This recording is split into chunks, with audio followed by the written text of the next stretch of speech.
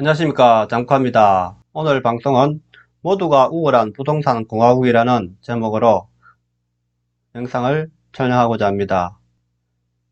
부동산 하나로 미래가 달라지는 세상이 되고 있습니다. 먼저 영상을 보시기 전 구독과 좋아요 부탁드립니다. 모두가 우월한 부동산 공화국이라는 내용인데 아주 감동적입니다. 주사위를 굴려 땅을 사고 파는 모노폴리즈의 원조는 1904년 미국의 엘리자베스 매기가 개발한 지주게임이다. 매기는 지주게임을 통해 자본주의의 토지 수탈 시스템과 거기서 발생하는 모든 결과를 보여주고자 했다. 게임 플레이어는 부동산 투기의 폐해를 보드판에서 겪는다. 지주게임에서는 먼저 부동산을 취득한 사람이 특권을 갖는다. 문명사회의 중심지에서 이익을 독점한다. 후발주자는 문명사회의 주변부로 내몰린다. 우연히 던져진 주사위의 결과가 빈부를 결정한다. 게임의 법칙은 지금도 통용된다. 서울에 먼저 부동산을 취득하지 못한 이들은 한국의 주변부, 지역으로 밀려나 있다. 일단 밀려나면 서울로 진입하기 어렵다. 최근 30대 무주택자들이 빛을 내 부동산 시장에 몰리는 것도 지금이 아니면 평생 주변부로 밀려나게 될지도 모른다는 두려움 때문이다. 이들의 두려움은 막연한 공포가 아니다. 이미 지방을 통해 밀려남의 결과를 확인했다. 부동산 양극화 심화로 서울과 지역의 자산 격차는 따라잡을 수 없을 만큼 커졌다. 충북과 강원, 전남 등도 단위 지자체 평균 공시지가는 1제곱미터당 30만원대 2018년 기준으로 서울 273만원의 9분의 1 수준에 불과하다. 수도권 부동산 가격은 계속 오르고 지역 부동산 값은 계속 떨어진다. 하위권으로 추락한 자산 서열은 평생 제자리를 맴돈다. 부동산은 신분을 만들었고 부동산 양극화는 신분 이동의 사다리를 걷어냈다. 다시 서울로 진입을 할 확률은 갈수록 희박해진다. 부동산 자산 격차는 앞으로 더 크게 벌어질 가능성이 높다. 왜일까? 집값은 토지 가격에 따라 결정된다. 토지 가격은 해당 지역의 발전 정도로 가늠하는데 지역 발전은 일자리 창출에 달렸다. 일자리가 많은 곳의 부동산 가격은 오르고 적은 곳은 떨어진다. 표류하는 균형 발전. 지역에 좋은 일자리를 창출하는 것, 균형 발전이다. 정부는 부동산 안정의 근본적인 해결책이 균형 발전에 있다고 본다. 그런데 균형 발전이 멈췄다. 지역에 일자리가 나지 않는다. 일자리가 필요한 20대를 중심으로 수도권 회귀 현상이 두드러진다. 2019년에는 사상 처음으로 수도권 인구가 비수도권을 추월했다. 국토연구원 조사에 따르면 전체 인구 대비 수도권 인구 비중은 50.002%에 달한다. 수도권 인구가 비수도권 인구 대비 1737명 더 많은 것으로 나타났다. 수도권 가밀화가 가속화되고 있는 것이다. 균형 발전은 왜 필요할까? 균형 발전은 제조업 성장기에 지속 가능한 모델이다. 하지만 제조업은 몰락했고 제조업의 생산 거점 역할을 하던 지역의 입지도 축소됐다. 과거 제조업 시대처럼 분업을 통해 성장하기 어렵다. 그렇다고 정부가 공식적으로 균형 발전 카드를 버리기에는 정치적인 부담이 크다. 균형 발전은 헌법에 명시된 가치이자 문재인 정부의 국정과제다. 정부는 대외적으로 균형 발전을 공표하되 실제 정책은 수도권의 선택과 집중을 선택하는 방식을 택했다. 부동산 정책도 수도권 가밀화를 촉진하는 방향으로 이루어졌다. 예컨대 수도권 신도시 추가 지정, 그린벨트 해제를 통한 주택 공급은 지방 인구의 수도권 유입을 가속화하는 수도권 집중 정책이다. 수도권 택지 공급은 수도권 1, 2기 신도시 정책처럼 주택 수요와 공급을 수도권에 더욱 집중시켜 수도권과 지방의 양극화 심화를 초래할 것이다. 지난해 국토교통부가 집값 대책의 일환으로 발표한 수도권 광역교통망 확충도 같은 맥락이다.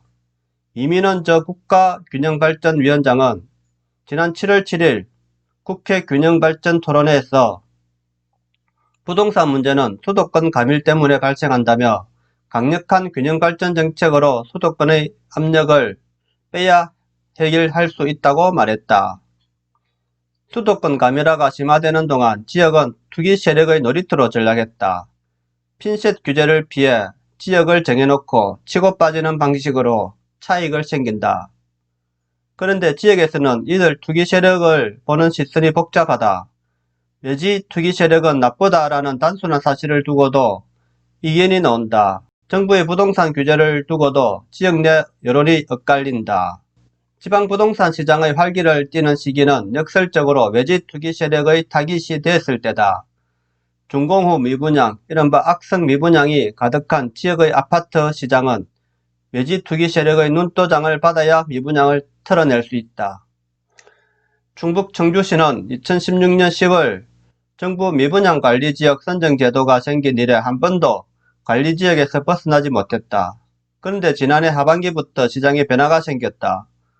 수도권 규제를 피해 내려온 외지인들이 몰리면서 가격이 오르고 거래가 이어졌다. 지난해 12월 503가구였던 미분양 가구는 지난 6월 28가구로 줄었다. 집계된 미분양 28가구 역시 회사 보유분 전세 아파트로 사실상 청주의 미분양 아파트는 제로가 되었다.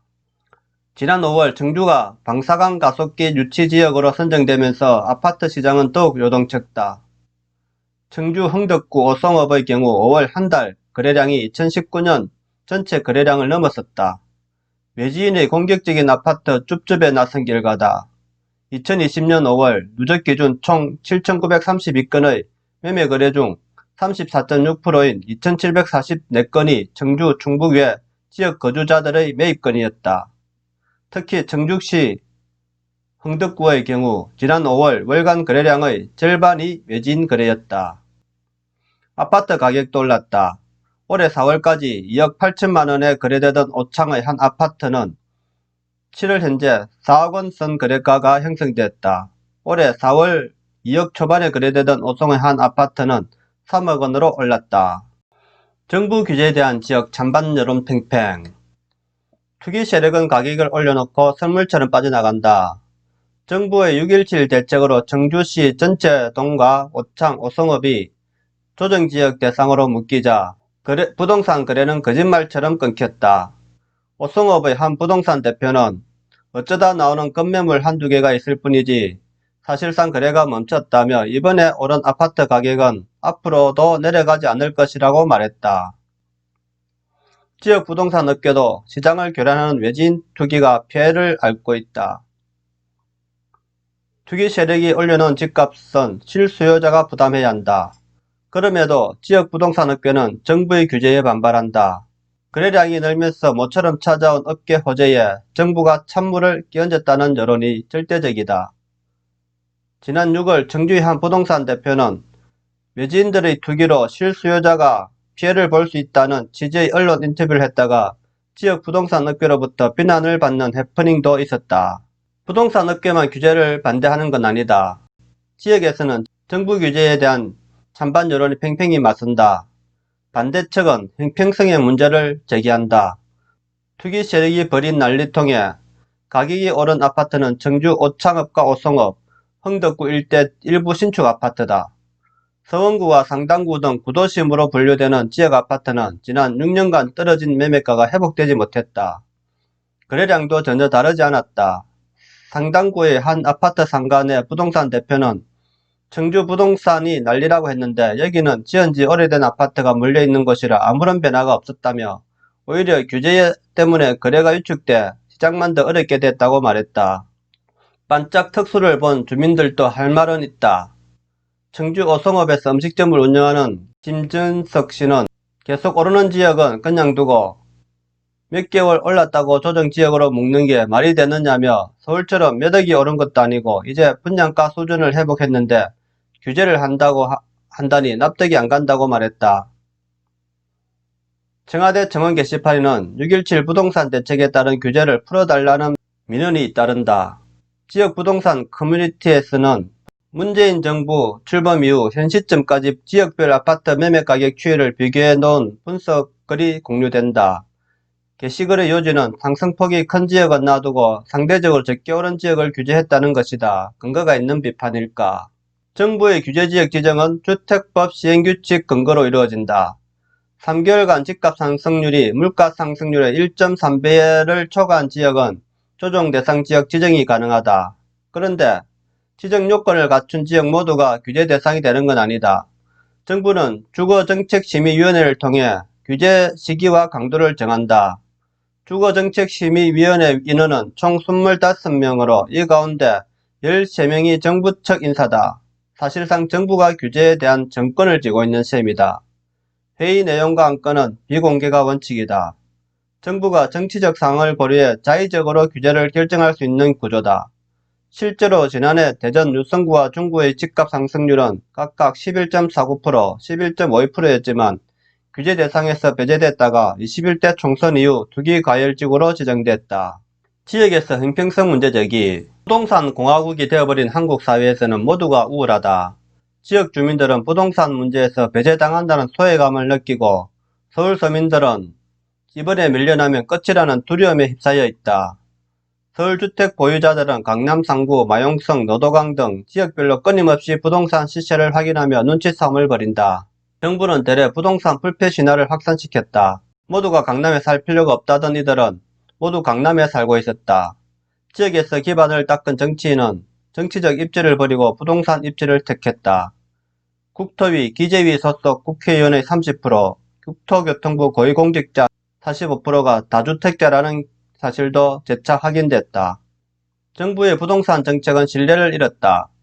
21대 총선을 앞두고 강남, 서초, 송파 등 지역 유권자들에게 종합부동산세 완화를 약속했던 국회의원들은 종부세 강화가 필요하다고 손바닥 뒤집듯 입장을 바꿨다. 주택 임대사업자가 부동산 안정화를 이끌 효자라던 정부는 16년 만에 임대사업자가 부동산값 폭등을 야기한 원흉으로 지목하고 나섰다. 지난 7월 6일 여론조사 전문기관 리얼미터에 따르면 6.17 부동산 대책에 대한 후속조치 효과를 묻는 말에 응답자의 49.1%가 효과 없을 것이라고 답했다. 청와대는 2018년 발의한 헌법 개정안에서 강화된 토지 공개념을 명시했다. 하지만 시장은 헌법 개정안에서 쓰고 버려진 레토릭이 아니라 현상을 믿는다. 정강수 교수는 이번 정부만큼 부동산을 잡아줄 것이라는 기대가 컸기 때문에 실망도 큰 것이라며 신뢰를 되찾으려면 보유세 강화와 같은 강력한 정책을 장기간 흔들림 없이 유지해야 한다고 말했다. 부동산 하나로 미래가 달라지는 세상이 되고 있습니다. 수도권에 사는 사람, 서울의 부동산을, 특히 강남에 부동산을 가지고 있는 사람 자와 부동산을 가지지 못한 자들로 세대가 구분되는 시대가 되어버렸습니다.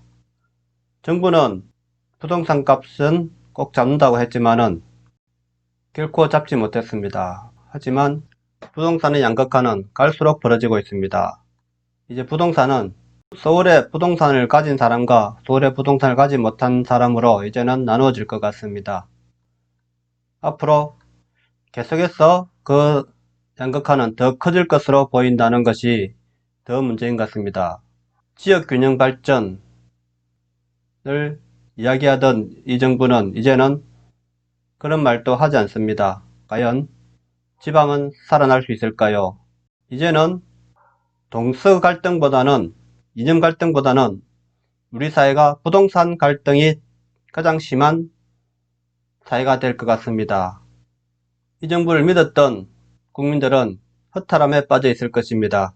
국가를 운영하는 것이 이렇게 이념적으로만 운영하고 학상공로로만 추진한다는 것은 얼마나 큰 위험이 있는가를 이번 정권 들어서 우리가 뼈저리게 느꼈을 것입니다. 차라리 과거 정부가 더 나았다는 것이 부동산 정책 하나만 보더라도 알 수 있을 것 같습니다. 오늘은 여기까지 하겠습니다. 내용이 좋았다면 구독과 좋아요 부탁드립니다. 감사합니다.